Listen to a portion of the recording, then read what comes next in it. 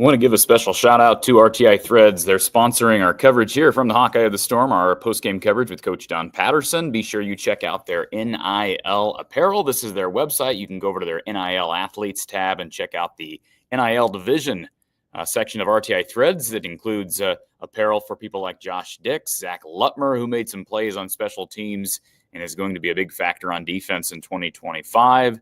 As well as people like Owen Freeman, Peyton Sanford, and the entire Swarm Iowa Baseball partnership. Again, check it all out over at rtithreads.com. Click on the NIL Athletes tab to shop the NIL division and support the cause from the Hawkeye of the Storm and our friends over at RTI Threads. Without further ado, we give a special welcome to Coach Don Patterson, who comes to us from Iowa City. I'm coming to people here from Nissan Stadium in Nashville. And Don, I'm sure there's going to be a lot of frustrated fans because Iowa fans are passionate. They love this team and they love this program.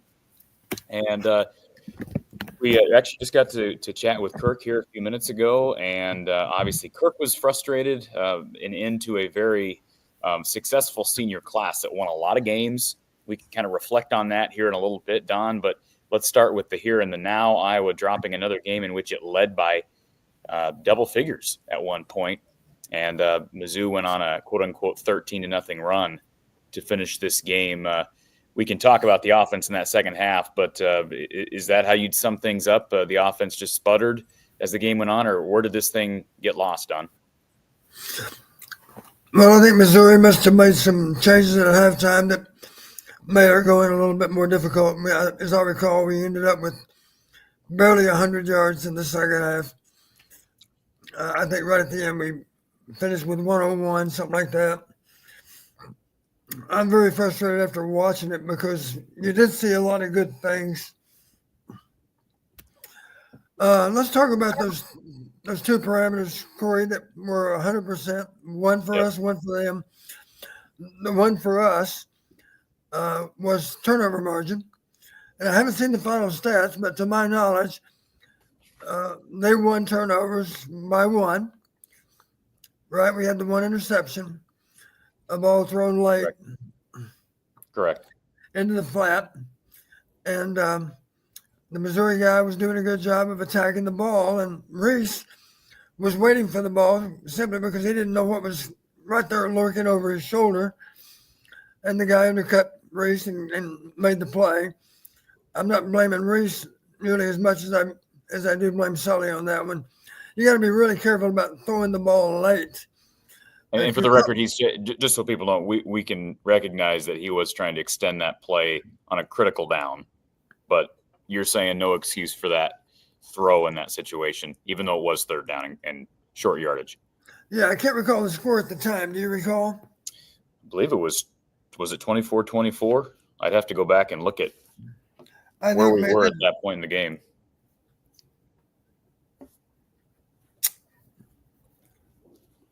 Let's see. No, it was 12:50 remains. Late throw to Reese. Interception by Missouri. Yeah, it was 24-21 Iowa up. Yeah, we were actually up. Yeah. Early fourth quarter, right? Exactly. Yeah. So, possession of the ball means everything. I don't recall the yard line. That was at the, let's see here, Missouri 46. Yeah. Worst case scenario, of course, we punt the ball and give them a really, really long field. So that was a mistake that hurt us. We lost on turnovers. Incidentally, their one parameter that was 100% win, if you won the parameter, is a little bit unusual, but it was critical down conversion success. Okay. And obviously when I pass this information along to Coach Ferentz, I simply made the observation. To me, these two parameters are so important, and they are very good with both their offense and defense in converting critical downs. They're better in both than we are. So it looks to me like we better dedicate extra practice time even to being able to deal with those critical downs that they're so good at converting or not allowing on defense. At least for the early stages of the game, I think we were doing a good job of that. I think in the fourth quarter it caught up with us. Maybe in the end, they beat us on critical downs. Do you have those stats? Yeah, I was going to say, so that was 100% going into this game for both teams? 100%. Yeah. So Iowa finished 6 of 14 on critical down. Including fourth down. Correct. 6 of 13 on third, 0 of 1 on fourth. They were 5 of 13. So Iowa won that parameter is what you're telling me. Yeah, we did. I knew we were ahead of them on that parameter through the 3 quarters of play. So just so people are aware, that's a deviation, right? That's an exception. Well, let's back up to one play. If we don't get stopped on our fourth down play, then we beat them on critical downs. I'm sorry, we beat them anyway, you said. Yeah, we beat them anyway. Either way, we beat them. Okay. But it was almost poetic that even though that's the one parameter that Iowa won that was critical, it ended the game when they failed to convert on a fourth and half a yard. Incidentally, you see teams all the time that want to try to trick the other team into jumping offside on fourth down. But invariably, it just occurred to me, if you really want to trick the other team, get in that real tight formation with those backs right there with the quarterback, and then mark off a hard count. I'd be shocked if you don't get people in the neutral zone. The mistake people do is they do it with other formations, and it's not as obvious that it's going to be an attempt for a first down. Maybe it's 3rd and 2. You do it then rather than punt. You think you can catch them. Fourth down, you got a better chance to catch them, of course. But the bottom line, here's what upsets me, Corey. They lined up in the neutral zone. That did not change. There's a line judge and a head linesman that are looking right down that line, and that football helmet is sitting right there in the middle of that. Lisa just asked me, she said, what is offside? I said, or what is the neutral zone? I said, the neutral zone is the length of the football, one end of the football to the other. That's the neutral zone. No one is in that zone on either side. If you go back and look at that sideline shot, the entire football helmet is sitting right there, centered up in the neutral zone of one of those D linemen. He lined up in the neutral zone. He never moved. The flag should have flown automatically out of both pockets. Okay, so I'm here's sorry, my. you should not allow a guy to line up in the neutral zone. Here's my only question, and I bring this up because, and I'm not saying this is what happened. I saw the images post game, and you're right. Clearly lined up in the neutral zone. Coach Ferentz did talk about that in his post game press conference. You could tell he was visibly upset on the ESPN broadcast. But I distinctly remember, Don, you in the past telling me about teams that would move that ball up, right? Like the center would actually move that ball forward. So I'm not saying that's what happened, but is there any chance that Tyler Ellsbury moved that ball forward a little bit past the neutral zone? Is that a possibility? Well, someone that's sitting at home can check that. I didn't notice him through the entire game. I didn't either. Sliding the ball forward, so I doubt seriously that he did it. Okay. When somebody's doing it to any extent at all, I tend to notice. I think I maybe told you about the story. We're getting ready to play Navy, and I made a comment. I said it, and of course I'm an offensive coach at UConn, but I'm thinking, has the defensive staff not noticed every time that Navy center moves over the ball, he slides the ball up the length of the entire football. So my question is then, because of what happened against Navy, and that's your experience, my question is, how is that officiated? I told Bob Diaco, I said, Bobby, I think, he said, should I bring this up to the officials? I said, absolutely. And if you think about it, they're only having to make 9 yards out of 10 because they're sliding it up 1 foot on all three downs. First, second, and third down, they're sliding the ball forward a full foot. The officials addressed it with Navy. They didn't do it that day. So my question is, in game, if it happens, is there a penalty? You call it a delay of game on the offense. How would that be officiated in game? Do you know? Absolutely. If you slid the ball up, you simply blow your whistle immediately, and I guess I haven't seen a team do that. Obviously, if it's addressed before the game, the center is told, listen, what we've been doing, you can't do it anymore because they're going to penalize us for doing it. So I would imagine the ball would not even be snapped. It would be simply blown dead. And I think the call would be delay game, yes. Okay. And just for the record, because I see a lot there's some people here making comments about the game being rigged. I didn't actually think, I'm probably in the minority on this. I don't actually think the officiating was all that bad. Because there were some calls that went in our favor and calls that went in Missouri's favor. I agree, and there were a couple of bad calls, but the ones that I can think of were overturned by means of review. So, there was a targeting called on Xavier Wampa. That was not targeting. They went back, reviewed it, made the right call. You could argue there was a targeting that was missed on the goal line with Brennan Sullivan when he reversed field, maybe. But, man, I didn't notice anything that made – honestly, everybody's complaining about the Quinn Schulte late hit. But if you watch the replay, Deontay Craig pushes late. Right. And so my only issue with that is, yes, the officials didn't get that right. But you got to be more disciplined than – I just think the officials got tagged the wrong player. I could be wrong on that, but Deontay's got to be aware in that situation. On third down, Deontay definitely gave him a shove. Poor Schulte didn't even give him a shove, really. Yeah. They got the wrong jersey. I think the officials just got the call on the wrong guy.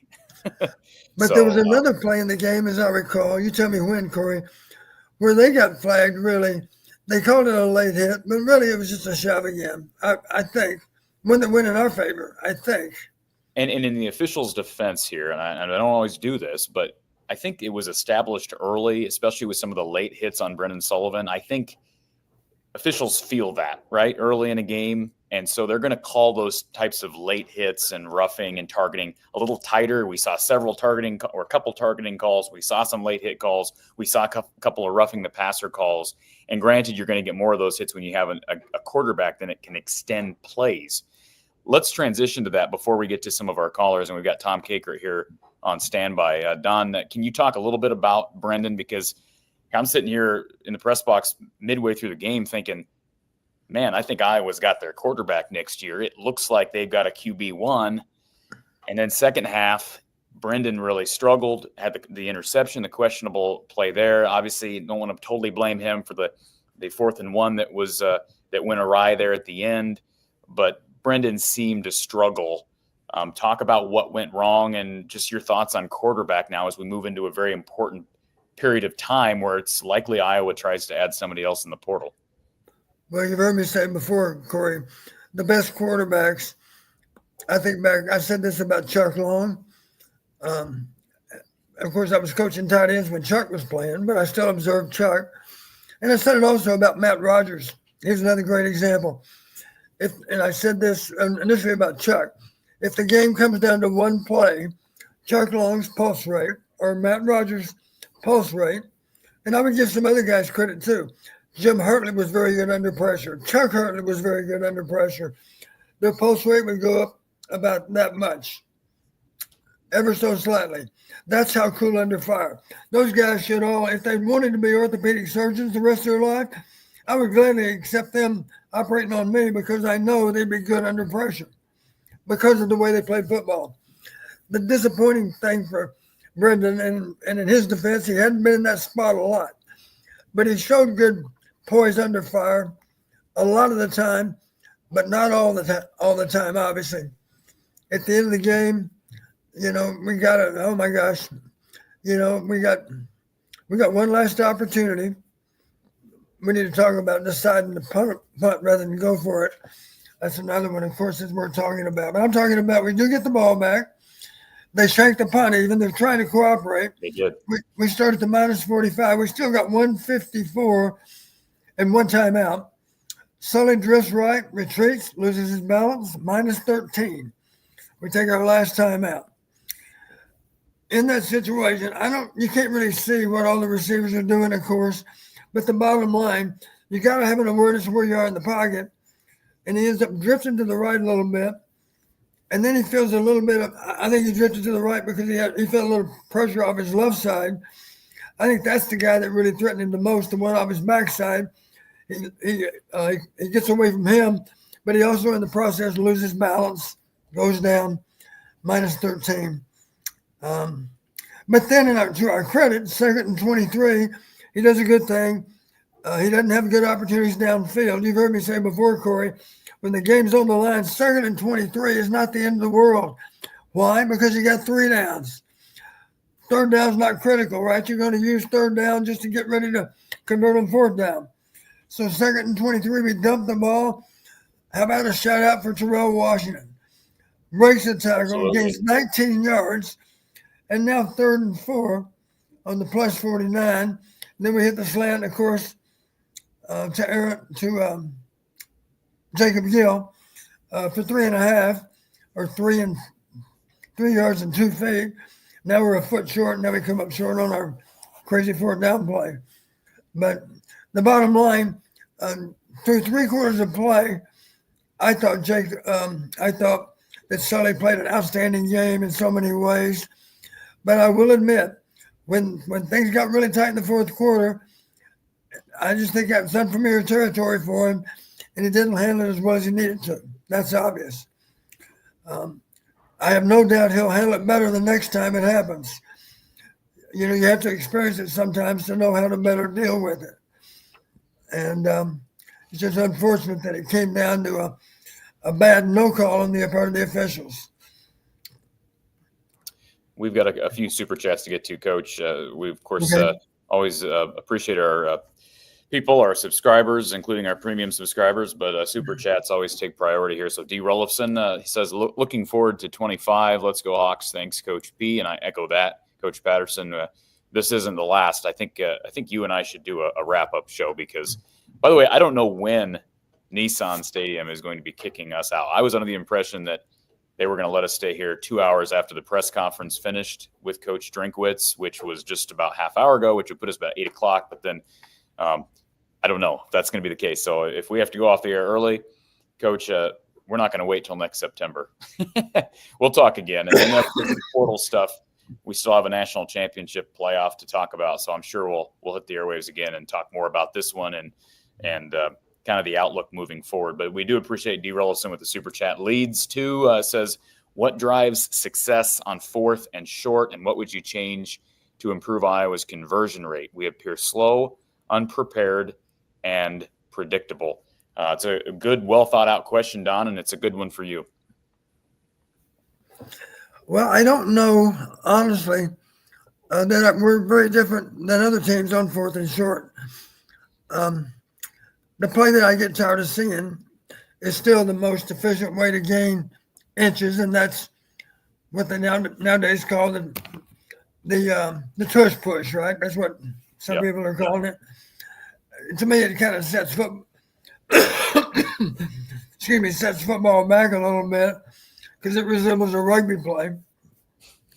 But there's no rule against it, of course, and that's why the backs are right there on either side of the quarterback. And nowadays people are getting a little more exotic. Matter of fact, did you see this one the other day? Somebody in bowl season, one of those backs that was there by the quarterback takes a snap, hands the ball back to the back. There's a big pile up in the middle, and then the back runs around the end for the conversion. Yep. So that, that's, I guess, the next thing you might do. You're watching all the bowl games like I do, Don, because I know exactly. It was a nice thought. Yep.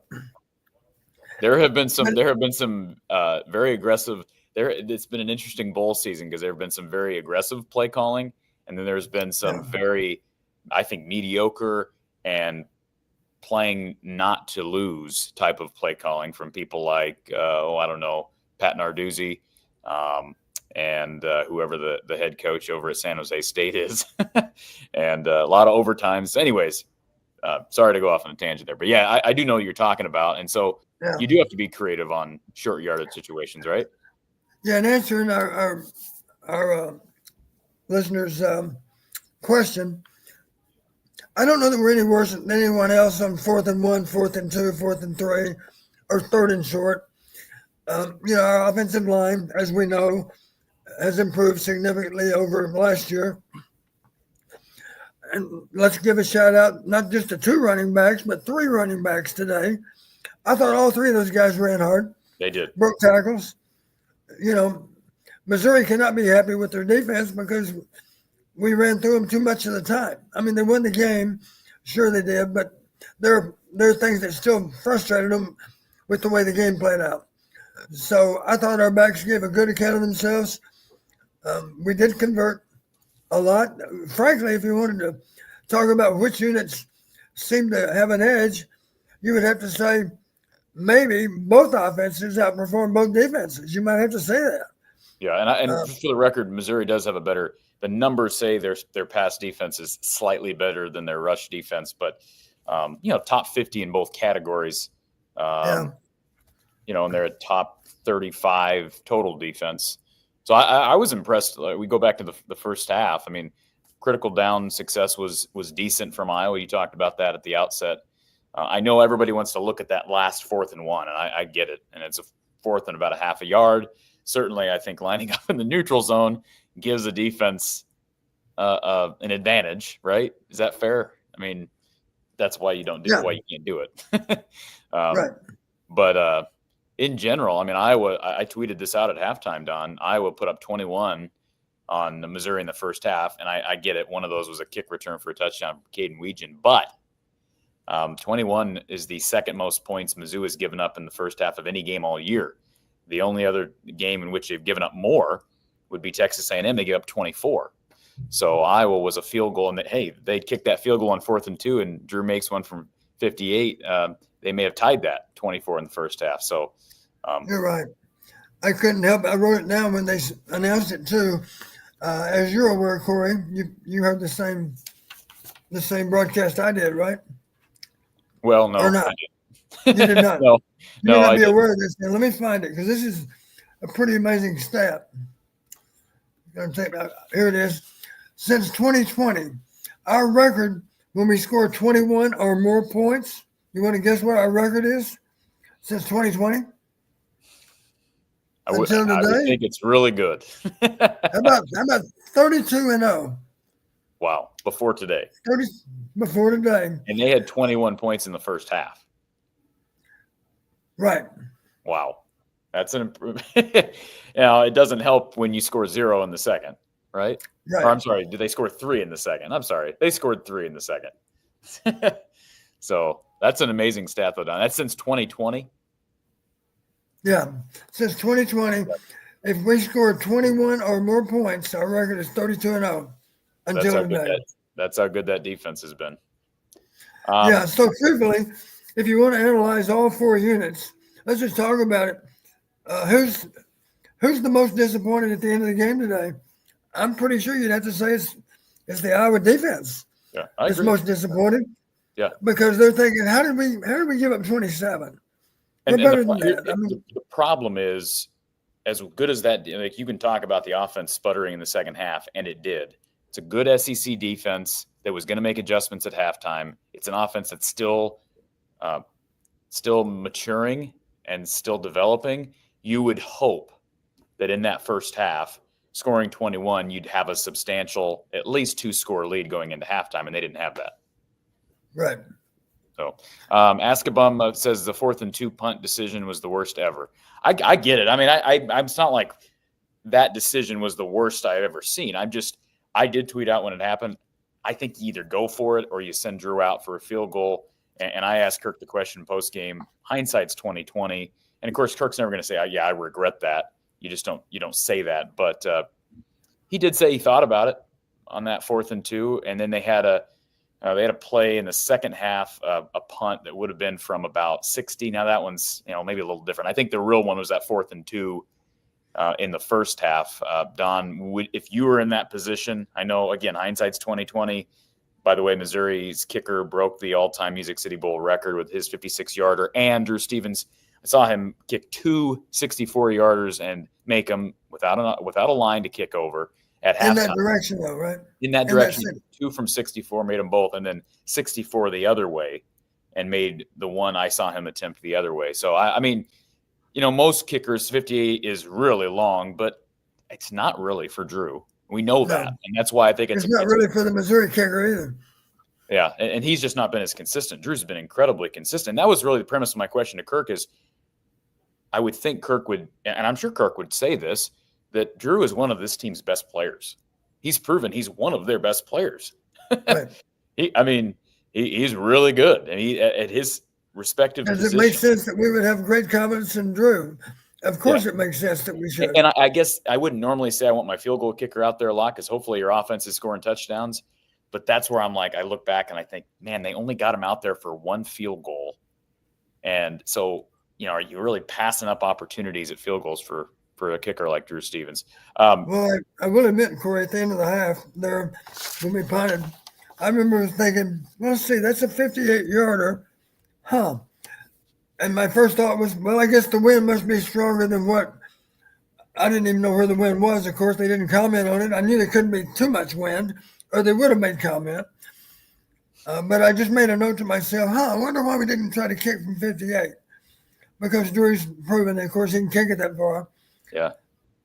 The answer from Kirk was he wanted the field position. And, he wanted to be able to get a 3 and out and – punt him inside the 10, get a 3 and out, and get that ball back in as good, if not better, field position for a kicker, a touchdown. So didn't work out. And again, it's easy to judge post game, but I did feel at that moment that it was maybe a poor decision on the part of Coach Ferentz. Let's go to our partner over at HawkeyeReport.com, and on 3, Tom is on the other side of this big. We're literally a Steph Curry jumper from each other. We'll hope that there's no there's no feedback. I think we're far enough across the room. Yeah, that's why I came over here, because I was like, I gotta. it would get confusing. Coach, how are you? I'm doing all right, Tom, considering the game. Very frustrated. Yeah, this felt like one that they had. It really did. Yeah. Correct me if I'm wrong. When did they lead in the game? Not until the end, right?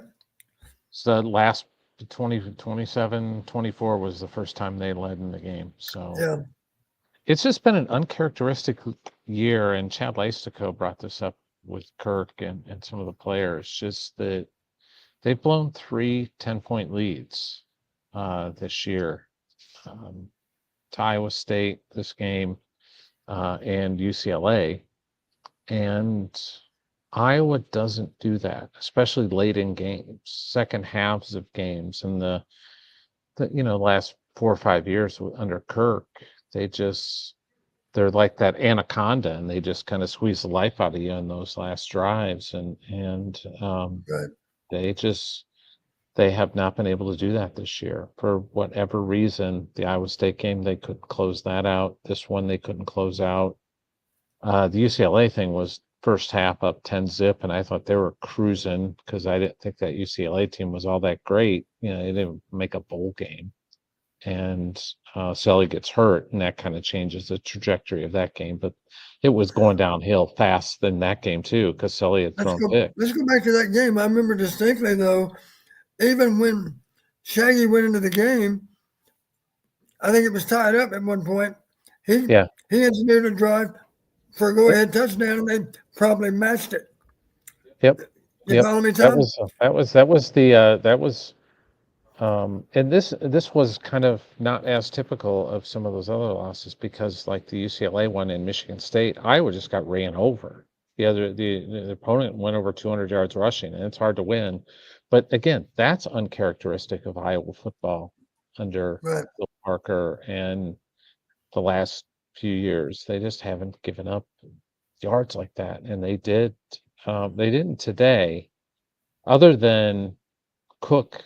I thought Cook's legs hurt them as much as his arm, and in some ways even more so, because there was just some big scrambles where he was able to get first downs and just make some plays with his legs. I mean, I think that guy's a pro. I do. I don't know if he's a starter, but I don't know what his final numbers were, but they had to be awfully good. And they mentioned in the first half, with 5 minutes left in the second quarter, they said Brady Cook has a season-high rushing total of 60 yards. Yeah, he ended up with 54. That was his season high. And that was done in the first half. Yeah, he had ended up with 54 because I think he got sacked a couple times. And he was 18 of 32 for 287 and 2 touchdowns. And he didn't turn it over. That's the other thing. He had 2 interceptions all year. He did not make the big mistakes, and Sully made the mistake, and it was costly. 18 for 32, and Missouri had some drops too. The ball was on target. It didn't end up hurting him on the one drive, because Sully made that crazy 40-yard run that ends up being 9-yard run, and took that huge shot at the goal line. But 2 snaps that went awry without Logan Jones out there, those hurt as well. Yeah. Yeah. Can we talk about that, because BJ wanted to chime in about the center play, and Logan was here, but of course he's dealing with, is it a wrist or an arm, Tom? Look like it's a hand or wrist. Okay. I think it's a wrist. Well, he was here, of course, not available. Tyler Ellsbury filled in for him, and there were some issues with snaps, Don. Mm-hmm. And out of the shotgun with this probably easier to plug and play a center with the Brian Ferentz offense than it is with the Tim Lester offense. Is that fair from a snapping perspective? Well, I think it's 6 of one, half dozen the other, because they both involve shotgun snaps. Mm-hmm. A lot of them, there's not. I don't think we're in direct any more now than we were a year ago.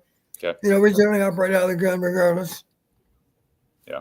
The thing I thought was interesting today is with Sullivan, and he may be one of those quarterbacks. Just talking to some people, and Don, I'm curious your view, because you've dealt with a lot of quarterbacks over the years. I think he's really good and comfortable when he's got the scripted part of the game. And he was really good in the first half, and started 6 of 6. But then when things kind of the adjustments start and things kind of start going haywire a little bit, he kind of tightens up. And I've talked to somebody about that, and that's kind of the feeling in the football program, is that he's really good in the scripted, but once the bullets start flying a little bit more, he gets tight, and then he kind of makes these mistakes, like that throw that he should have just ate. It just, did I don't appear know that how he you, was. I don't know how you, It did appear how do that you he didn't coach? handle it well in the fourth quarter. Yeah, I don't know how you coach that out of somebody, or how you get a quarterback to relax and just kind of stay calm. I don't know how you do that. Well, one thing that does help a little bit, I think, you try to assimilate that in practice, and it's hard to do. It's still only practice, but you know what I'm saying. You Yeah. can make it.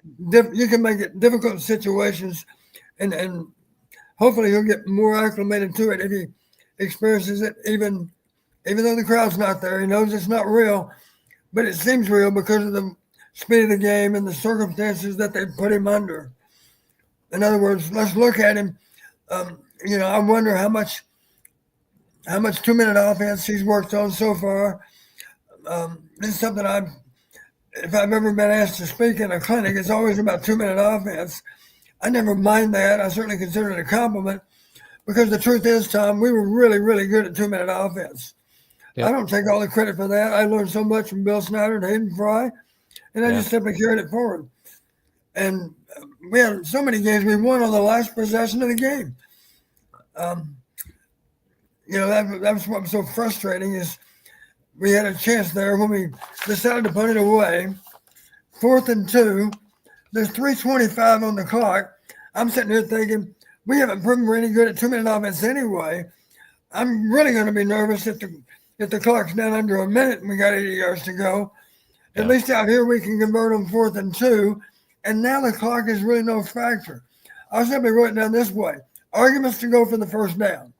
1, even if we get the ball back after punting, we will probably have a long field, no timeouts, and very little time on the clock. And good luck with that. Good luck with any quarterback when he's down to 80 yards and 38 seconds and no timeouts. That's difficult. But the beauty of converting right then, if we could do it, is really the clock would not be. If we convert, the clock is not an issue. That was my comment. And we needed 2 yards. So I was prepared to say, and we had another game like that. Was it this year or last year, where it came up again, and I said, I'd go for it. Because I know we don't. I think it was this year, because I think it was actually referencing Sully again. Or maybe it was Shaggy. One of the two. I said, I don't want those guys out there if they got to go 80 yards in less than a minute with no timeouts. What are the odds they can pull it off? You better try to avoid that circumstance. That's where the pulse rate's really going to skyrocket, is when you got to go 80 yards and you got 40 seconds. Yep. So let's try to prevent. They had an ideal situation there. I mean, it was a bad punt, and you're at the 45-yard line. You essentially just have to get probably 15 to 20 yards of offense to put yourself in a position where Drew Stevens can realistically have a shot at making a field goal to tie the game. Yeah. And they couldn't do that. You're right. You want to talk about feeling pressure? I guess it must have been that punter who shanked the punt. But you cannot. I said it you cannot take that sack. That's on Brendan. And he had plenty of time to get that pass out. You just can't take it. Here's what I couldn't tell from TV. You guys tell me, what was our scheme? What were we trying to do on that particular play? Because I never could see it on TV. I think he was trying to get it to Dayton Howard, but he just held on to the ball too long. I think. Well, I'm not positive. Yeah, like you said, Tom, you're absolutely right. He had plenty of time to get rid of it. That was not the issue. That was not. It wasn't on Mason Richmond. That was not on Mason Richmond. He got beat eventually, but it was like on the third move from the Walker kid that he finally got there. Yeah, I don't even know if they officially called that a sack. Nobody tackled him, of course. But if they did, it was certainly a coverage sack. It wasn't a sack because of a great pass rush and poor protection. No, it wasn't like he got blown. It wasn't like Lawrence Taylor going off the edge, flying at him, and he just had no chance. just Right. wasn't like That one's squarely on Sully. Now you can blame receivers for not being open, but even then, coverage sack shouldn't happen because the quarterback pulls it down and finds a place to escape. And Sully's certainly mobile enough to do that. I would have really liked him on that first down to just kind of throw a little screen pass or something, because if those guys are coming hard, you just let them come and flip a screen out to Washington like they did on second down. And, you know, if you get a first down there, then you're kind of operating from a position where you could run or pass and get in a position where Drew could kick a field goal to tie the game. You know what made me think of, Tom? And I know it's not like this has never happened since then. It made me think of 2009 at the Shoe in overtime with James Vandenberg taking the sack. That's what came to my mind. And again, I know it happens sometimes, but Don, you're a coach. In that situation, I know they weren't already in field goal range, but to Tom's credit, he brought it up. They were closer than you would think with the leg of Drew Stevens and the shanked punt. My question is, does Tim Lester, having direct helmet communication with his quarterback, Brendan Sullivan, does he tell Brendan pre-snap, whatever you do, do not take a sack? Does he tell him that? Is that vocalized, or is it just something that he should understand as a veteran quarterback? Because he is a veteran now in this league. He's no longer young. Well, especially when we were gifted with better field position than what we expected. We're going on the field. We only have 55 yards to the end zone. And as you mentioned, a lot less in the field goal range. It's clear, whatever you do, don't take a sack, because a sack might very well take you out of field goal range. Right. Not to mention, of course, a sack is a drive killer too. I don't know the stats on it, but I guarantee you, if you suffer a sack on any down, the odds of you converting on that series of downs have made a big change for the worse. It's hard to overcome a sack. You know, that's the frustration, and there's a lot of frustration from fans right now. I see it. And here's the thing. I don't think, and I said this a couple weeks ago, because I know some people out there, you know, were already proclaiming that, well, Brendan Sullivan's starter, even when Hank Brown came in, and I was like, are you crazy? You know, but in the first half, everybody was like, oh, Sully, he's the guy. And I'm like, let's see. You know, I think as a competition with Hank Brown, I think they'll probably try and see if they can get involved with the South Dakota State quarterback and the receiver there. And to me, and Tim Lester said it yesterday at the press conference. He said, I'd love to have like 5 or 6 quarterbacks in the room. Now, Don, I thought that's a lot. That's a lot of mouths to feed. And we always had 5 quarterbacks on scholarship. Yes. 5 on scholarship at any given time. Typically 1 in each of 5 different classes. And that doesn't even allow for a walk-on. So typically we would maybe have a total of 6. And this will make sense to you guys. Let's have 3 on the varsity end of the field at all times, because you better have 3 guys that have an idea what the game plan really is. And then, of course, if one's injured, then at least you still have 2 scouts, and you can rotate those guys around so that some poor slob doesn't have to play scout team quarterback all day. That's not good for the defense, because he gets tired. So ideally, if you have 6 in your room and one's injured, you're still okay with 5. Yep. And then, of course, if injuries hit, you're thankful that you had 6. And it sounds like Iowa, there was interest before the news that their head coach, South Dakota State's head coach, was hitting the transfer portal himself to go to Wazoo. They were interested in Gronowski if he entered the portal at that point. So now that he has officially entered, my understanding, Tom, is I tweeted it out here a couple of days ago. Oklahoma State, I was told, was a school that was interested, but they just landed a quarterback in the portal. So now I'm assuming maybe there's interest from Wazoo. We know Iowa. We assume Iowa is going to pursue. Are there other schools that you have been made aware of that will be heavily involved with Gronowski?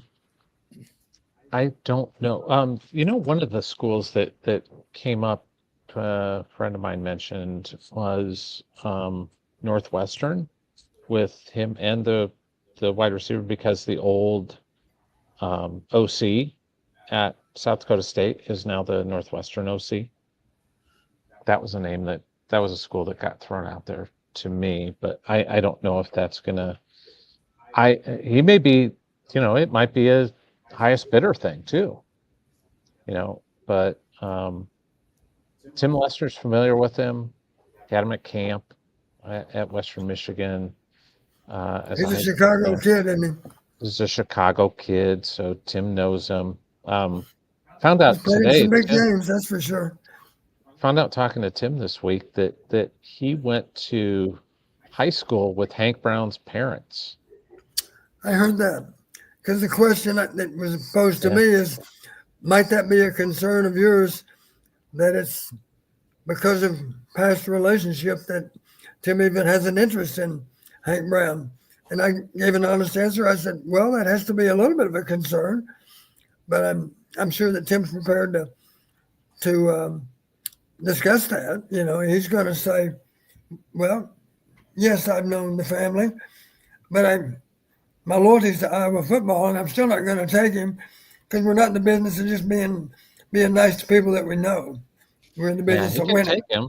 He can take him, but the next step would be if you're favoring him, starting him over a better quarterback. I don't think Tim's ever going to do that. I think Tim's just trying to find somebody that he feels comfortable with at the position and who can execute the job the way that he would like it to be executed. And I think he's desperately trying to find that right now. Well, getting back to Chuck Long and Matt Rogers, both of which were first team All Big Ten quarterbacks. And this is something for Sully to aspire to achieve too. Pulse rate never goes up. You deal with it. It's like you're out in the backyard playing football with your buddies back when you were a kid. Is it hard to believe that Josh Allen's pulse rate goes up very much, ever? Oh. Pat Mahomes? Yeah, Mahomes too. Good example. Real quick, Don, not to interject. I got to get this plug in, and I want to get something else to Tom before we let him slide. Yeah. Okay. Real quick, folks, if you haven't already done it, be sure you go over to rtithreads.com. People like Aaron Graves, Jacob Gill, Carson Shire, Zach Lutmer, and Tom, everybody on this list has a chance to be a real big impact player next year. Absolutely. Those I mean, Aaron Graves is going to be really good. Jacob Gill's promising. People have, since Carson Shire arrived, everybody's been singing his praises. The only thing holding back Carson Shire has been his health. Absolutely. And hopefully he had, I'm just fingers crossed that he has a healthy season next year, because I think he could be really special. He's very talented. And I talked to Nick Jackson about him, and he loves him. Just thinks he's great. And 3 of those 4 guys are all from Northwest Iowa. Check it all out. The apparel NIL lines there at rtithreads.com, and click on the NIL division. Our RTI Threads player of the game is another Iowa kid, Caden Weegan, who I would guess is going to be awarded a scholarship very soon, Tom. Let's hope so. Holy cow. What does it take? Yeah. What does it take? What's it take? We should have asked Kirk that, put him on the spot. I think I would have, if they had they won, I probably would have asked him, because maybe we get him in a moment of happiness and say, you know what, I'm putting him on scholarship. And that, I know Caden kind of deflected, he was being humble there in the post game. He kind of deflected to his teammates on the blocks they laid and the space they created. But that 100-yard kickoff return, he showcased his speed, Don. He looked a little bit like your old boy Timmy Dwight with his speed on that left sideline. You know what else I was glad to see today? We saw value in putting him in the game with offense too. Yep. And I thought I had heard they were going to feature him a little bit more today offensively, but it just might not have presented itself, or that maybe they took it away on that play. But they were going to try and do some stuff with him to get him the ball in kind of in the pass game or in space, kind of jet sweep or something like that to really get him engaged. Because I think that's one of the things that's holding him back from a scholarship is they wonder, can he be a receiver as well as a return guy? And I think that's one of their things that they have to figure out. But I would say at this point, put the kid on scholarship. It's going to be 1 year. Yeah. You got the rights. Let's do it. Reward an in-state kid. And if you can't find a way to make him a productive receiver, then shame on you, because he does have good hands. If not, how do you explain that he can field punts? That's the hardest skill in football, is fielding punts. I know. Fair. Yeah. So it's inexcusable that he couldn't become a really good offensive player. Caden Weegan, the Williamsburg native, our RTI Threads player of the game, 162 return yards combined with punt returns, kick returns, and of course the 100-yard kick return that went for a touchdown. And just a side note, because I see there that Gronowski topic getting brought up a lot, and I was told here a couple of days ago after the Preston Stone news, because he is this former SMU quarterback that's headed to Northwestern, that Northwestern is out of the mix for Gronowski. So we'll see if that plays out. Preston Stone was another really high volume guy. Like Northwestern's done a sneaky good job of getting quarterbacks in the portal. I mean, think what they did with the Indiana kid several years back, and they've missed on a couple. The Clemson kid never really panned out, but Hunter Johnson never panned out. But like there, it's an arms race, Don. I do think Iowa's got to get another quarterback, and there are a couple of people. Well, we don't want Gronowski. Don't target Gronowski. Well, right now, who else is there that's available? Tom, you're probably more connected with this than myself and Coach Patterson. Who else is there besides Gronowski that's proven and would be a plug-and-play guy potentially? Yeah, there's not much out there right now. I mean, I tried to get Prbula. He's obviously headed to Missouri. I think other guys are going to pop up in there. I just do. I just think there's going to be some other quarterbacks that surface, and they'll just keep plugging along. But right now, I don't know how you could say Sully's like the starter going into next year. I can't do that. It's just not feasible for me. So who is this? Like, I know you're probably going to say it's an open competition. I agree, it should be. But Tom, who's the odds? Who's the favorite? Because I think he's the favorite, right? As of right now, he's the favorite. I would say he'd have to be the favorite. He's the incumbent. I would put him in that position. He's the incumbent. But I'll tell you the guy that intrigues them the most and that I think they like long term is Jimmy Sullivan. They really think he's got the goods, but he's just, I saw him. It was funny. We saw him out in the wild 2 days ago down in Broadway with his family walking around at practice. And he looks like he's 15 years old. Yeah, he does. He's got a baby face, and he might not be shaving this yet. And you're watching him, and your eyes get pretty big when you're down on Broadway, Coach. When you're down in Broadway in Nashville, there's some things that open your eyes up a little bit, and he was wide-eyed standing there for sure. Tom, he and Maddox Borcherding Johnson should split a hotel or split a dormitory. Yeah, with their baby faces. Yeah, they are. Hey, and how about this, Don? I agree with Tom 100%. I am going to stop trying to predict which high school quarterback recruits are going to pan out. But I'll say this, that getting him for bowl prep and getting him in the spring gives you a chance to get him ready as a true freshman. Other schools do it, Don. Other schools have done it. True freshmen play and are good. It can Absolutely. Be done. It can be done, and getting him here as early as they did is a head start on that, isn't it? Well, and the beauty of if you start a guy that is a true freshman, well, you've had him all the way through. At the very least, you've had him all the way through spring ball. I'm not even counting the bowl game time we had with him. Of course, that's limited. He's not. There's no way that Tim could have a great idea of how viable it is that Jimmy Sullivan could be the starter next fall. But at least we saw him on the scout team moving around. You still make decisions, right? You're reading a card.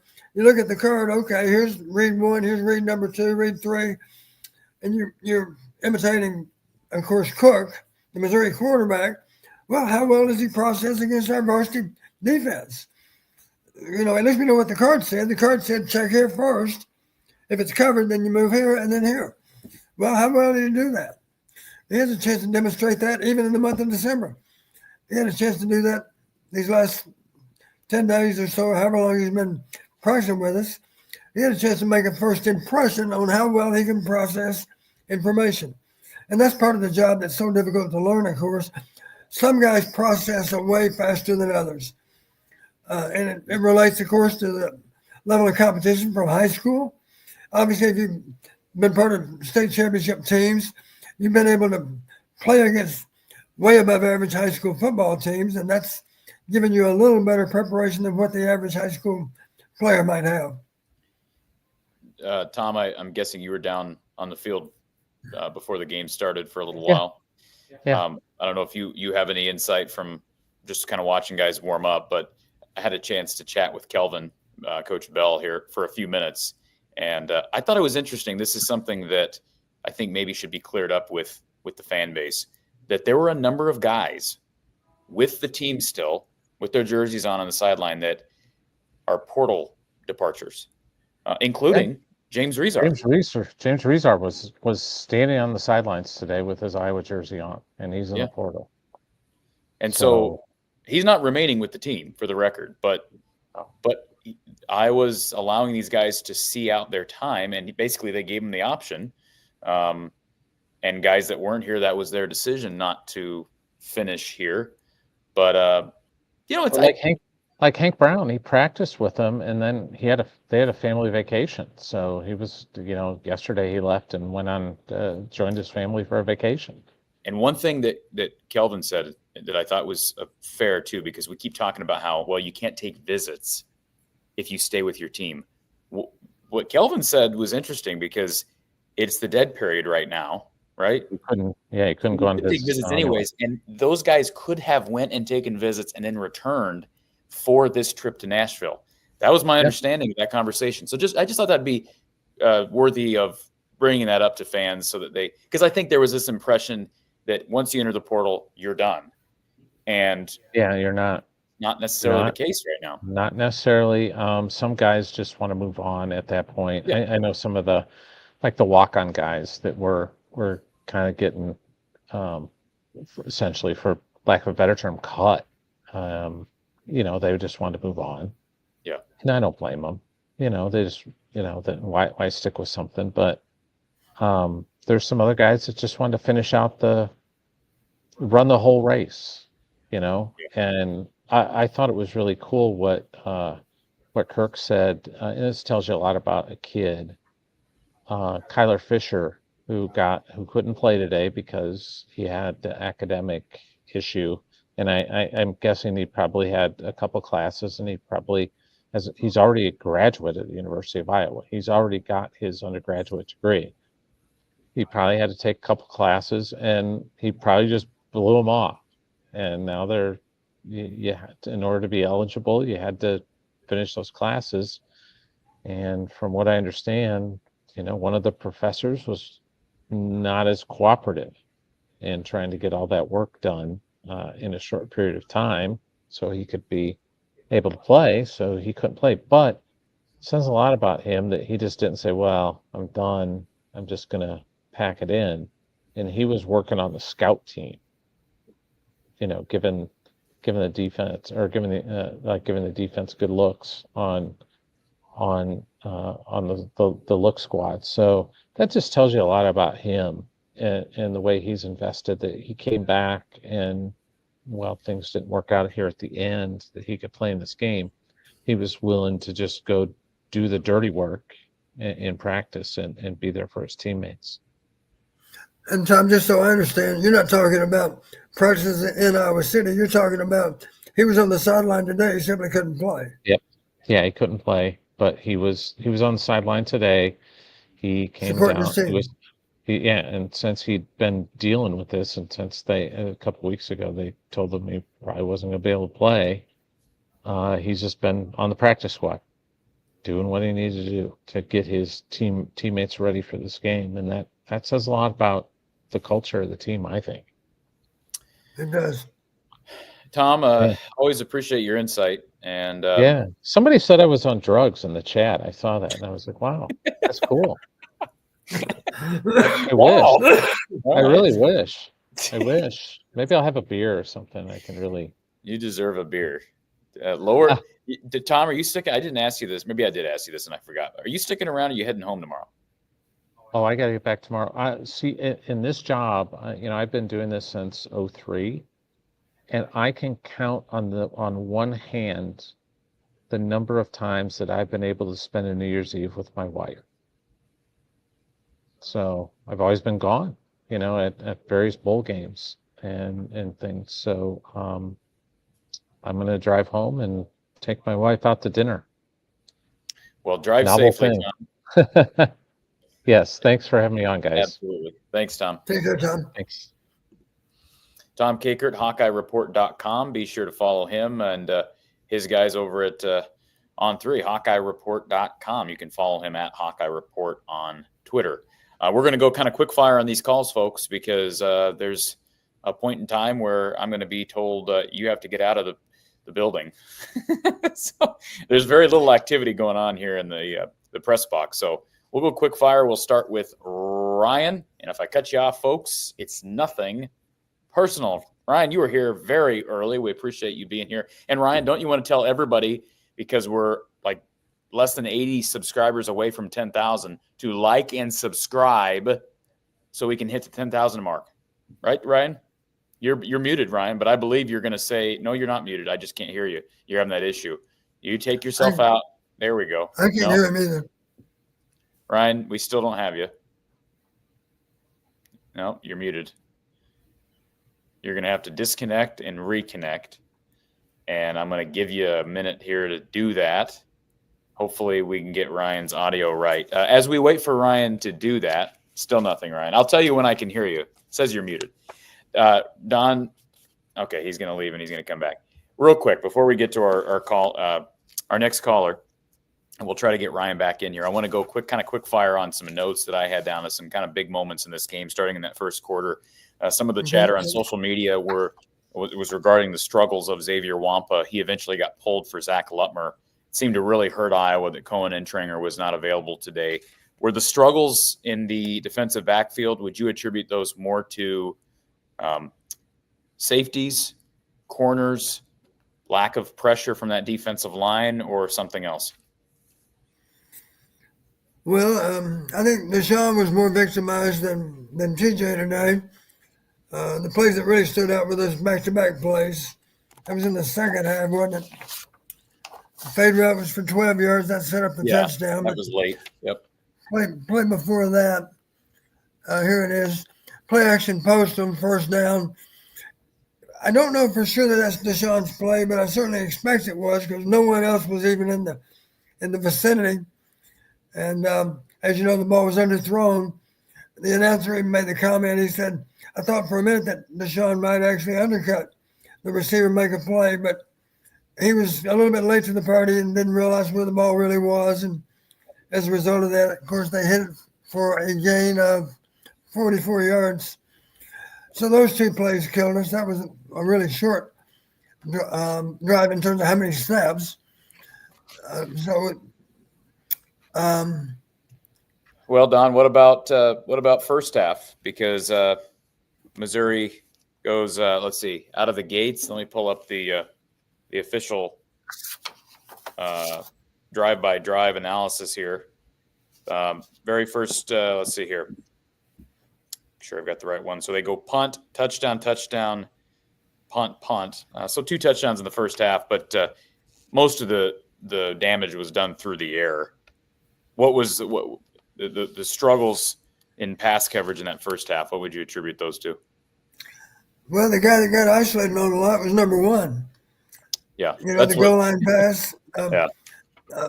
We were trying to match up against a bunch of receivers, and it seemed like the guy that they took advantage of more often than not was Xavier. I can't remember who else was beaten, but one of the touchdowns for sure Xavier was trying to cover him and couldn't quite get that done. I do give Missouri credit for moving their guys around and finding a way on the snap to gain an advantage. And obviously, what you're trying to do if you expect man coverage is try to engineer it so that we put a guy we want against a defender that we want to line up against. Try to find the best mismatch. And of course, as you know, it wasn't the guy that opted out. It wasn't the guy that was their leading receiver over the season in terms of yardage. He got injured and was out of the game too, right? But Theo Weiss is a really good receiver. Yes. Yeah. But some of those other guys made us play too. I think another one of the guys was a 100-yard receiver today. Yep, Marquise Johnson. Yeah. I don't think he'd done a whole lot this year, but he certainly knew how to play. 122 yards and 7 catches, had 11 targets. Yeah. So they did a good job of engineering their formation so that they matched up with a wide receiver on a safety. And I think more often than not, it was Xavier. It seemed like. So, again, defensive backfield struggles early. I thought Iowa's offense there early, just very balanced run pass. Kamari Moulton, TJ Washington started things off on the ground. Jazz Patterson, as the game went on, he really packs a punch when he runs. He runs with authority. I like where that running back room is heading into 25. You had the explosive play down that left sideline to Addison Estringa. Really nice dime thrown by Brendan Sullivan early. We saw Brendan Sullivan scramble for yardage. I just thought it was a very balanced collective effort offensively there early, really those first 2 touchdowns. Yeah, let's back up to that play to Estringa. That was 3rd and 4. We used a bunch formation, and we hit the number 3 receiver, who was Estringa. When I say number 3, of course, that means the one that's not the widest or not the next guy, but the 3rd guy away from the boundary. And of course, it was a close bunch formation. All 3 of those receivers were just right there outside the tackle. But we did a good job of maybe getting a little bit of a rub on the guy that was trying to cover Estringa. And I think Estringa surprised him with his speed too. And let's give Sully credit. Really nice throw. Couldn't have thrown it much better. A couple of late hits in that first half. We talked about that. Sully kind of taking a beating. I thought there were some odd decisions by Missouri to run kickoffs out from the end zone on these deep balls from Drew Stevens. They paid the price for that, helping Iowa to win the field position battle there in that first half. Let's see here. Yeah, one of them ended up being a touchdown drive for Iowa on a short field. So credit to Iowa for taking advantage of that. I talk about the kick return for a touchdown from Caden Weegan. Let's see here. Late quarterback hit called on Xavier Wampa. Was that the one that was overturned later? That Lutmer entered not long after that for Wampa after Iowa. Let's see here. I can't remember. The one that they reversed, or they ruled in the end that it was not targeting. I thought it was a good call. I thought that Xavier tried to be sure that it wasn't a helmet hit. And the offensive player is the one that lowered his helmet into Xavier. Xavier led with the shoulder and is a 6'1", 6'2" DB. What else are you supposed to do but try to get as low as you can, make a football play? Yeah, that was the correct call by the replay officials. I don't have the numbers in front of me how many super explosive plays, but here was one of them, a 39-yard scamper from Kamari Moulton in that second quarter. You had a bad snap in the red zone that resulted in a targeting call against Missouri that was, I believe, was that one of them that was picked up? I believe. Am I correct in saying that? It was a bad snap by Tyler Ellsbury, and the Missouri defender hit Sullivan, kind of stared him down, stood over him, and then there was a targeting called. I don't remember if I agreed with the announcer. He made the comment. He said, I think the defender was that low because he simply, at that point in time, he thought he could actually recover the ball. Because the ball was right there on the ground. The stupid thing, and as I tweeted out, it's pretty stupid to stand over the quarterback after you hit him in that situation. He's trying to get the ball off the ground, and you're standing over him. To me, you deserve that unsportsmanlike or targeting. And then Sullivan, how about play of the day where he reverses field? I was just thrilled to death that Iowa didn't get called for holding, because you see that so many times when guys reverse the field, you get holding calls but he makes a tremendous play, takes another big hit at the 1. I thought that could have been called targeting. Iowa eventually punched that in. But there's the athleticism, the legs that you see out of Brendan Sullivan. Yeah, there's visions of Fran Tarkington. Those listeners that are as old as I am, they remember Fran Tarkington. They remember Roger the Dodger Staubach. Yeah, absolutely. Yeah. I mean, I wasn't alive, but I knew exactly what you're talking about. You've seen some old video. Absolutely. Okay, we're going to get to the second half here after our next caller. We got Ryan. Ryan, you got your audio back? No, but don't smash your computer because you threatened to do that a minute ago. No, we don't have you. All right, let's go to Trenton next. Trenton, thanks for being so patient. Hey, what's going on, guys? Not a whole lot. How are you? Oh, man. I don't know. I've been better, I suppose. Man, where to start here? I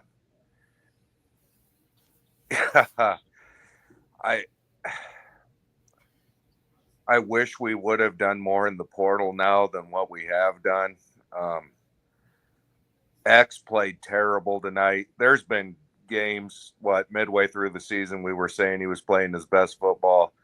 He reverted back to the way he played early in the year. I'm tired of watching Deshaun Lee lose on 50-50 balls every time it's thrown up. And granted, it's against elite talent, but if you want to get to that level, you got to be elite yourself. Well, maybe be more frustrated with the reigning Broyles Award winner because he's the best they got. Then Phil's got to do better getting those corners ready, right, Don? I mean, Phil's not above criticism. You've heard me say if one corner is better than the other, and that's what we had, of course, until Jamari opted out. If one's better than the other, you better try to protect that winger corner because they're going to work on him otherwise. And there are ways you can do that, ways that we don't typically take advantage of. So if there's that much of a disparity, you better try to protect that weakest corner. No, I agree, but I don't know. Brendan is clearly probably not the guy. Guys, Brendan. Wait. Brendan's clearly not the guy. Yeah, no, so he's done. I mean, so who is? I mean, you're saying he's clearly not the guy. So who is? Because they may not have a better guy. Who is there? Somebody better on the roster right now? No, absolutely not. There isn't, and that's the problem. Well, he may be the guy. We've lost. He's the best candidate to be our starting quarterback. That's what he is. Yeah. We've lost. Now, do we need him to get better? Absolutely. We've lost 9 straight games to ranked opponents. Yep. There's probably 7 ranked teams preseason on next year's schedule. Maybe not that many. Guys, Iowa football's in a bad state right now, and we can sugarcoat it all we want. We can say what we want. I thought Kamari played well today. I mean, he did. I thought Jerry at Bowie in the first half. I thought that was a bright spot. I think the thing that has got me so down is I can't remember the last time a Phil Parker defense has looked like this. And it's not just been one game, but you look back at Michigan State, UCLA, 2 teams that didn't even make bowl games. And I don't know, guys. And then that's my next thing is, okay, so this year we paid all these guys to come back.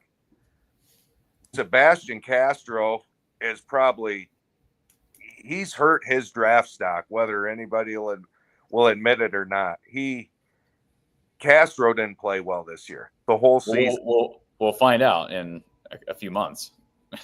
Well, because I think last year I think we can agree he probably would have been a 4th round pick last year, 4 to 5 in the draft. So if he slips down to 7 or undrafted, then I would agree with you. I haven't seen the final stats today, but I will admit I didn't notice Castro a lot. Yeah, in fact, Please don't have the right stat. Let me find that real quick. And I do need to go on to the next caller here in just a second, Trenton, if you have anything else to add. But I want to. You said something about next year's schedule, how many preseason ranked teams there are on the schedule. That's a very interesting exercise. So why don't we do that real quick? Iowa State's probably going to be preseason ranked. And they're Probably. coming off a 10-3, no, 11-2. They're coming off an 11-2 year and a win over Miami. I think they would deserve to be preseason ranked, assuming they don't have total chaos. They only agree the quarterback is a very good quarterback. I guess if all what breaks loose, Ryan Day is fired, and somehow they score Matt Campbell at Ohio State, then maybe I would reevaluate that question if they, if that somehow happens. I don't anticipate that happening. So they're probably preseason ranked. Indiana's in the playoff this year. I know they got waxed, but man, I would almost think it would be a disservice to Cignetti if they're not preseason ranked. So I'll say they're going to be preseason ranked based on the year they had this year. I don't anticipate Wisconsin being preseason ranked. Penn State will be ranked. So that's 3. Oregon's going to be ranked. There's 4. USC's an interesting one. I would guess they will be because of the name, and they did finish. Well, no, did they win that game? They did win that game. Finished 6 and 7. No, They lost the bowl game, didn't they? Who'd they play? No, they won the bowl game. They beat Texas A&M at the end. That's right. That's right. Incidentally, go back and look at that game. Both coaches were guilty of lousy clock management on both teams. Yeah, I know. But my point is, okay, so we're at 1, 2, 3, 4. I would probably say USC will be preseason ranked, Don. It's USC. They'll probably get a preseason ranking. So at a minimum, there's 5 teams on the schedule next year that are ranked. I think at a minimum. That's so yeah. Fairly good. Trenton, anything else before I let you slide? No, that's it, guys. Hey, appreciate everything you guys do. Love listening to you guys. Go Hawks. I mean, we'll see what happens. Thanks, brother. Appreciate the call. And folks, again, we're going to be wrapping up here in a little bit, but this is not the last show with Coach Patterson. It is the last post-game show, but we're going to try to hit the airwaves and talk to fans because I know fans have a lot to say. Let's see if we can get Ryan back. Ryan, we have your audio this time. No. I don't know what else to say, brother. All right, let's go quickfire with Corey. Are you capable of quickfire, Corey? Yes, sir. All right. All right. If you notice my call sign, Hawk. Okay. Took my youngest down to speak to Roy Higgins, and I thanked him from Hawkeye Nation for his positive energy, for his incredible son, their family, and the effects they've created, the impact they've created on this organization. And so it was great to be able to thank him. And I just want to say speed kills, and speed killed us tonight. Now, the whole, people talking about Xavier Wampa, I'm concerned about his speed back there. It seems like when they hand it off to him or even Schulte, we get smoked. And so that's interesting. It's interesting that we have a former 4/5 star and you're concerned about his speed. I think he looks tight-hipped. He looks strong, and he's a heavy hitter. I almost think, would he be better in a linebacker position with his body? Don, you got any take on that? I don't know if we can put that kind of weight on him. Yeah. I mean, the way they're lightening up linebackers nowadays, there's 220-pound linebackers out there. Anyway, we went into this season without DeJean. We had a hole on that side, and Jamari was going to close the hole on the other side. And we go into this game with neither of those two and some young guys that, when it came to hand fighting, they tend to lose. Even when they've got good coverage, when it gets to fighting for the ball, they haven't been able to get there yet. Maybe next year with more experience. But I think, it's blatantly obvious 2 things that needed to happen in this game that didn't. Number one is we need to stick to their wide receivers, and their speed with their wide receivers killed us. And secondly, we needed to get home on the pass rush, and that really didn't have its impact. For Yeah, whatever. I agree with that. I don't think they got a good rush on the quarterback most of the night, Don. They got a little bit early. We saw a sack from Deontay Craig, but in general, they struggled to get pressure consistently on the quarterback. And I don't recall him even taking a lot of hard hits. I don't think there were a lot of pressures even. The ball came out pretty much. A lot of time to orchestrate that passing. Yeah, we didn't make him nervous. And it felt a lot like that MSU game, or even the Iowa State game. Just defense, we couldn't quite make any impact plays. But all that said, I want to comment a little bit on the offense. And our offense does best when we can create a mismatch. Our mismatch was Caleb Johnson. Well, we didn't have him this game. But TJ Washington, to me, looks like an Akram Wadley sort of mismatch possibility. Don, you see any qualities with the quickness of a TJ Washington? And remember Wadley, how he took over that Michigan game, just juking guys right and left and jump cuts. I mean, I think there's something there. Well, Terrell, we put him to pretty good use. Sometimes as a wide receiver, sometimes as a back. That was a fly sweep. Officially, I guess it was a pass. I think they ruled it. But he scored from 6 yards out, and that was a nice run. He showed good patience and ran to daylight and ran on in. And you're right. I think we have 3 good backs right now without Caleb. And maybe none of them are going to run for 1,200 yards or 1,500 yards, but as a group, I think they can carry the position very well. Oh, and not to discount Kamari or Jazz. They were fantastic. But what I'm talking about is trying to get a guy in open space and create a mismatch against a fast SEC opponent like that. And this Missouri defense had SEC speed, and they pursued. But I would have liked to seen us go with a screen pass to to Terrell Washington a few times, similar to that Michigan game with Wadley. I think there was something there. And but that said, we need to see Sully grow. He gets skittish and happy feet, and sometimes the turf monster gets him when he's trying to scramble. He just looks nervous out there in the second half. Gonna be really interesting to see the whole Jimmy Sullivan scenario. For me, as a Hawkeye fan, very exciting to hear a lot of noise about a freshman, and the way things are setting up with Sullivan and the timing. It's going to be, for me, exciting to watch that develop. But on behalf of all of Hawkeye Nation, I want to thank you, Corey Bratta, Don Patterson, Tom Kakert. I mean, that 3-way combo. What an invaluable show, and what a luxury we have as Hawkeye fans. It is just so fantastic to have this wealth of knowledge and quality of content that we get on this show. And I want to thank you guys from the bottom of my heart. Corey, I wish I could have caught you at the game. I was in section 137, row Z, and we were bringing the noise.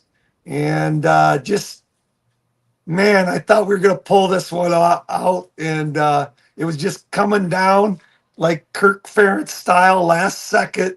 I told everybody was freaking out. We're on the 20 something. They want us to go for it, 4th and 2. And everybody's like, oh, we're done. We're screwed. And I said, what are you talking about? It's not even getting late yet for Ferentz. We're going to punt, flip the field. This is exactly what he wants. Just watch. We get it on the 40, and we were set up for success. and Sully holding that ball. And then my heart breaks for Jacob Gill. You know, he looked early. He wanted to catch and run, and my heart breaks for him. But just thankful for the quality individuals that we have in this program. Jacob Gill and his parents, Nick Jackson and his parents, got to meet them and thank them as well. And just a fantastic group of human beings. And you can say what you want, but I'm rolling with this crowd. I like these guys. I like how we recruit. We have character people. Now, you know, you want to beat SEC speed, we got to have something on that back end that can compete with speed, and we got to get better with our hand fighting. That's that smothering Hawkeye defense that Tom Kakert mentioned, that we usually just suffocate the opponent. I was sitting there waiting for us to suffocate it, and it didn't happen. And that's where, you know, we've got to answer some questions here. But anyway, I was even approached at the game, Corey. A couple of your listeners came up to me and they're like, "Aren't you on the podcast with Corey?" So that's when I know that maybe I last too long. So I'm out. All right. Hey, go Hawks. Love you guys. And I can't wait. I hope you guys put some more shows up there. But go Hawks. And we Thanks, don't Corey. apologize. KF forever. Let's go. Thanks, Corey. Appreciate the phone call.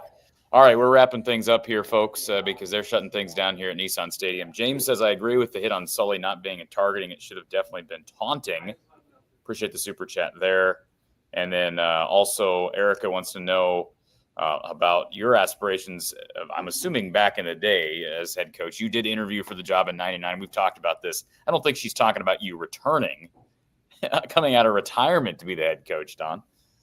But you were interested in this job at one point. That's fair. Sure. Yeah. Okay. And she wants to. Do you have a Hayden story, or are we gonna? Well, I better come up with one, because otherwise Erica's not going to be talking to me anymore. Let me work on it. You better work fast, because we're We're going to run out of time, huh? We're running out of time. Final score 27-24. The Tigers downing the Hawkeyes in the TransPerfect Music City Bowl. And this game played out sort of similar to what Vegas would have expected. I'm guessing it hit the over. But last I checked, it was Missouri favored by 2.5. Ends up being a 3-point win. And Iowa, 18 first downs, 23 for MIZZOU. I said my preseason or my pregame preview that I thought this was going to be a close game. I thought these two teams were evenly matched, maybe MIZZOU a little bit better. And I thought Iowa would be able to take care of the lead better than they were able to. But that was a bugaboo all year. Iowa State, UCLA, and now today. And you mentioned critical downs. Iowa was pretty good on critical downs, very even. In fact, a little bit better than Missouri was. And they moved the ball, about 300 total yards of offense, which isn't bad against a pretty good Missouri defense. And they ran the ball well without Caleb Johnson. That passing game needs to develop. I still think they need a quarterback. I think they need a receiver and probably a couple other pieces, probably a DB. I'm guessing Phil's going to have to look for a corner because they need somebody. I don't know that he looks at what he had tonight and game film and says, yeah, Deshaun is our guy. I thought TJ showed out well. They didn't really target his side of the field a whole lot as the game went on. He had a missed tackle in there late that contributed to a big play. That was the play when we got hit with the late hit out of bounds too, I think, wasn't it? That you could be right. Yeah. Yeah.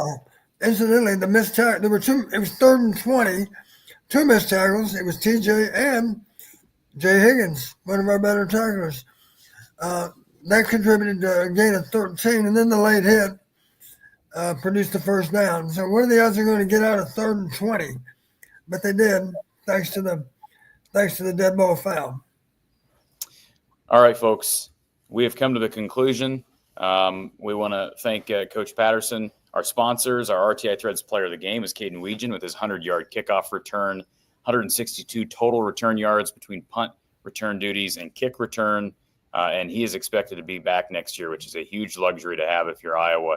And of course, be sure to shop rtithreads.com and click on the NIL tab to shop the apparel and merchandise lines of guys like Aaron Graves, Carson Shire, Zach Lutmer, Jacob Gill, and so many more. Iowa baseball, Iowa men's basketball, and more coming. rtithreads.com and click on the NIL tab. All right, folks. I think we hit on all my notes, Don. You mentioned the Jacob Gill dropped pass. Stupid late push by Deontay Craig. You feel bad for him. He was crying in the post-game press conference. It's his last game as a Hawkeye, but that was not a good play. I know they called it on Schulte. I thought it should have been called on Craig. And then the bad sack from Sullivan. But Don, we'll get together again here soon. We got playoff games here this next week, and then of course the national championship in a couple of weeks. Any final words to our listeners who are still with us here after a disappointing finish in Nashville? Well, I'm still thinking about Erica. Let me give you a quick story, if I can, about Hayden. Okay. I got to take you all the way back to year one. Year one, we're playing at home against Purdue. And I do remember when we first took the job, back then it was the Big Ten. It really was only 10 teams. But a lot of people refer to it as the Big Two and the Little Eight. Well, the Big Two, of course, were Michigan, Ohio State. And Purdue was really the third best team in the league. So we recognized even early on, it's going to be hard to catch up with Michigan, Ohio State, but let's just shoot to be on par or be better than Purdue. Because if we can do that, then we'll win a lot of games. Well, year one, we lost the game. I believe the final was something like 20-14. They did have a quarterback that was pretty good by the name of Mark Herman. You might even be familiar with that name. He was a good one. Purdue's had a lot of good quarterbacks through the years, not just Drew Brees. There were any number of others. Anyway, we played an inspired game that day, but we lost 20-14. And wouldn't you know it, the last chance we had to win the game, a pass into the end zone went off Brad Reed's fingertips. And after the game, a reporter made the mistake of saying, "Can you believe Brad Reed dropped that ball?" And Coach Fry made the guy feel like he was about 2 inches tall, I think, because he said, "Friend, here's what you failed to realize. We wouldn't have even been in this game were it not for Brad Reed." Brad Reed made plays all day long up and down the field. He's one of our very best players. And that, incidentally, that was not a drop. He sold out for that pass. It skipped off his fingertips, and that is not a drop. So just so you know, I don't appreciate you blaming our player, one of our best players, for the loss of this football game, because that's simply not true. My point in telling the story, Hayden was always quick to defend the players. And even with the players, he would remind them. He would say, we have to do a better job of coaching. And he would say, I have to do a better job as a head coach. My assistants have to do a better job of preparing you guys for the game. Meanwhile, maybe the players sitting there thinking, Coach Patterson didn't throw those 2 picks. I did. So I know he's going to be hard-pressed to prepare me better than what he did last week. So invariably, the players would say, I can't believe Coach Fry's blaming our coaches, because really it was our fault, not the coaches. I mean, that's how the players looked at it.